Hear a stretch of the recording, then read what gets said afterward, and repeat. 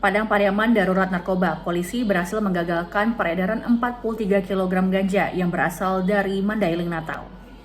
Satres Narkoba Polres Padang Pariaman berhasil membongkar sindikat besar peredaran narkotika. Tak tanggung-tanggung, sebanyak 43 kg ganja kering siap edar berhasil disita dari sebuah rumah kontrakan di Gorontalo Mundam, Nagari Ketaping, Kecamatan Batang Anai. Kapolres Padang Pariaman AKBP Ahmad Faisal Amir mengungkapkan bahwa keberhasilan ini bermula dari keresahan warga sekitar yang mencurigai aktivitas di rumah kontrakan tersebut.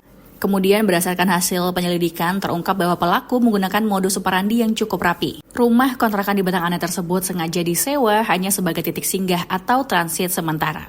Tim Opsnal melakukan pengembangan cepat setelah menggeledah lokasi pertama. Hasilnya, seorang pemuda berinisial SND berhasil diringkus di Kota Padang. Selain tumpukan ganja, polisi juga menyita barang bukti pendukung berupa plastik pembungkus paket dan juga 1 unit timbangan besar berkapasitas kiloan.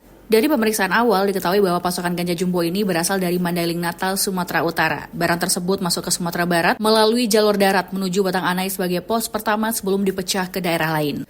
Tersangka dijerat UU nomor 35 tahun 2009 tentang narkotika dengan ancaman hukuman maksimal pidana mati atau penjara seumur hidup. Kini tersangka SND beserta barang bukti telah diamankan di Mapolres Padang Pariaman untuk proses hukum lebih lanjut.